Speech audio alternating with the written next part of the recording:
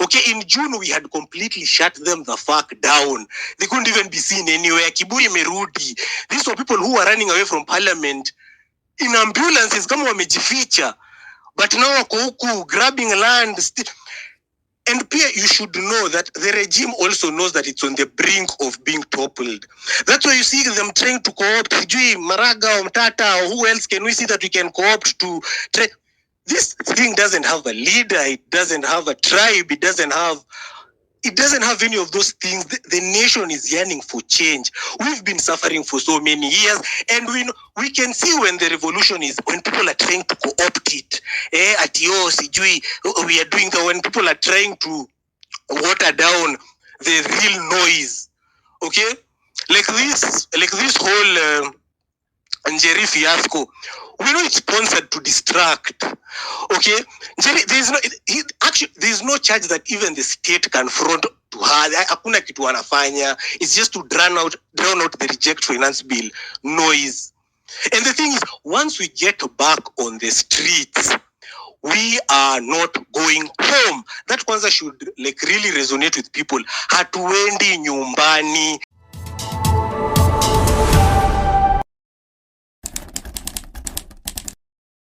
It's a democratic country, but it's not by any stretch of the imagination. Okay? People didn't even think we were going to storm parliament. Most people were doubtful. Are we really going to? Because it was a new kind of protest. The breaching or occupying of government institutions was a new type of protest. We were only used to the Bondo Conoman's strategy of getting kids out to be killed so that he can get in government. But this was new. Okay? And the campaign that has come to demobilize people is insane. Every day we are propagandized, psyops from morning till evening. Always, and something people need to understand by there, and why I'm saying politicians hold no power. They hold no power because there's the illusion that they have power, because they're constantly parroted by Githiri media. Okay? Jambazi was saying this, Raila was saying this, but you need to understand, even their visibility is paid for. They're not just paying for crowds to come to their barazas and rallies. Even their coverage on media is paid for. Okay? Right now, you strip politicians of the money that they steal from us. These people cannot hold an audience of more than 5 people. Or of more than 10 people. There's nothing they say, nothing, empty rhetoric, as we had it Jioni. It doesn't even make sense. Okay, starting to say, sijui, they should follow the law. These people are puppets. These people, the only thing that they follow is what the orders that come from Washington, okay, or from London. There's nothing. What should I call it? These are two puppets. There's nothing here that they just come to talk to us to seem like this. I was seeing even videos of, I've seen a video of people walking out. I think it was at Homa Bay. I think people just started walking out. Okay, you've been paid, but you're like, what am I doing here? Okay, Jambazi is just talking, you're going to give people money. What money? You can't even finance. You can't even carry out exams, but you're telling people about giving people free money. All mediocre nonsense, okay?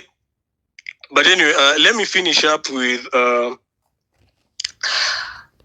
mobilization. That's where we should be.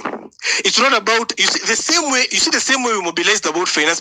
Everything else, if you're unsure what you do online is, because even during finance bill, no matter what you did, you're a creator, you're a blogger, whatever you're doing, it was always reject finance bill.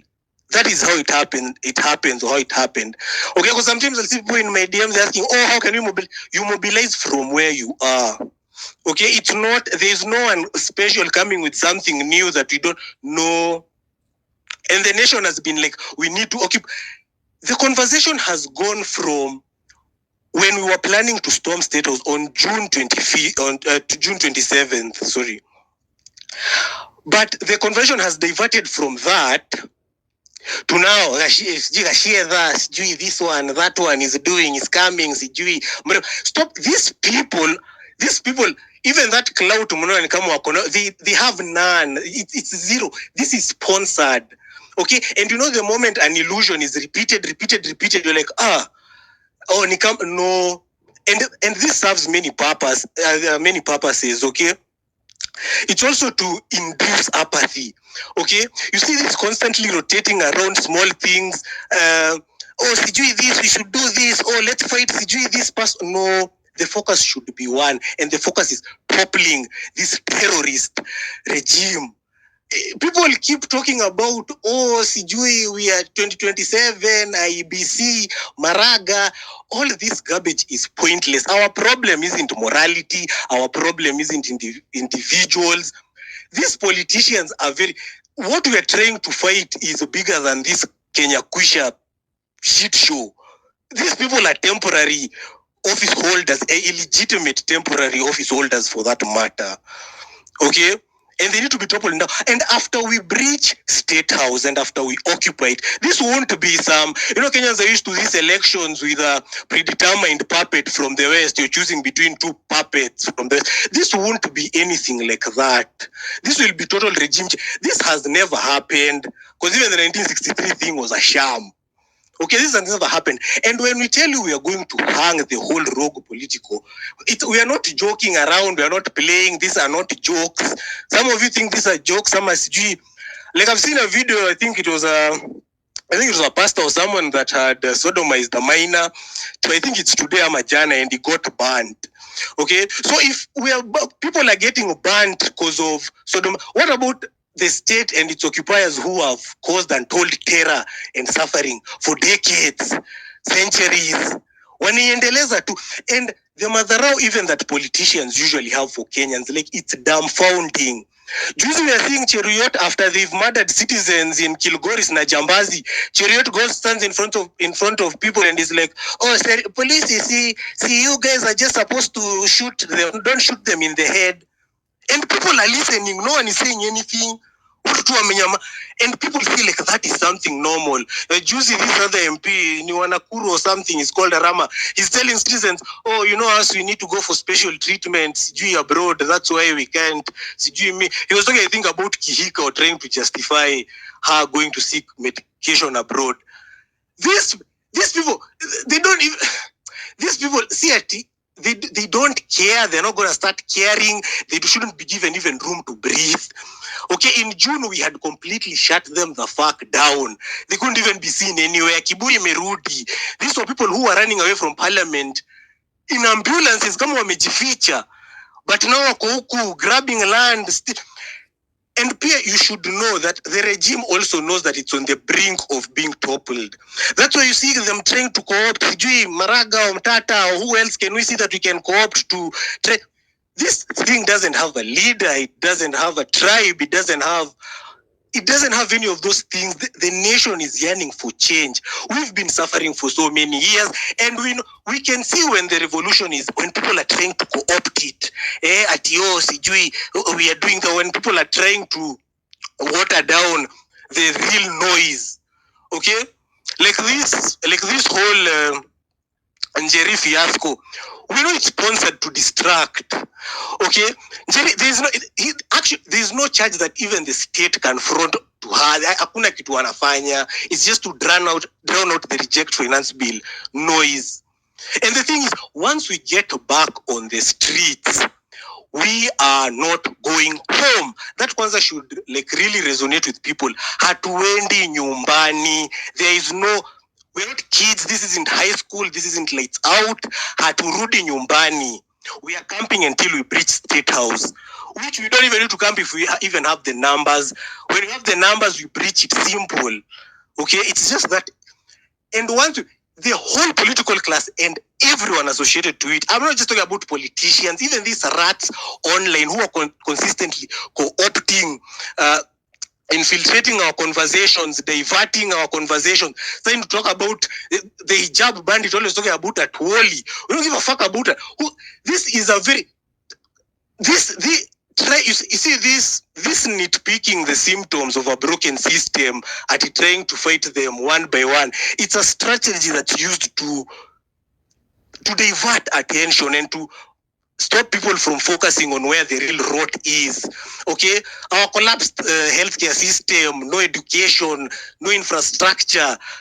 All these are just symptoms. You need to go for the snake's head, which is the colonialist. It's not even jambazi. Jambazi is a wochi. Ni wochi hapo kwa mlango. Okay, and the people are the ones who hold the power. It's not this. I don't know if people think power is convoys and red carpets. I don't know. It's none of that. It's the people. And by the time Jambazi and these other people are doing these things, and when I'm telling you, we don't need to constantly talk about the constitution every time when we're looking for recourse, is because the constitution assumes that these leaders have consent from the people to govern. The constitution already assumes that by the time it's starting its first article, these people have the authority to govern. So now we can now do everything else according to the constitution. Okay, but otherwise, apart from that, nada. And after as I finish off, after we breach, I'm saying they're all gonna be persona non grata, nowhere in the hamwezi onekana. And don't bring legalese or try to bring legal jargon. Parliament is there. We can literally pass the laws there and finish prosecution hapo to Supreme Court. Iko tu hapo. It's not something that sijui wezekani, sijui. Nah, this is a reality very much within our grasp. And people need to understand that simple fact. On Parliament Road, where they shot Chege's brains, not anywhere else, where they shot Chege's hapo. Because we never thought, yes, we know the state is rogue, we know they kill us every day, they're killing us every day, but we never thought it can happen in broad daylight, CBD, noon, cameras looking, people are getting their head shot off. These are the people you're talking about, you're starting to tell us, CGI leaders should be better. No, they cannot be better in the system they're in. Our issue isn't morals, our issue isn't any of that. Thank you. The state is rogue, the state needs to go. Okay. Thank you very much.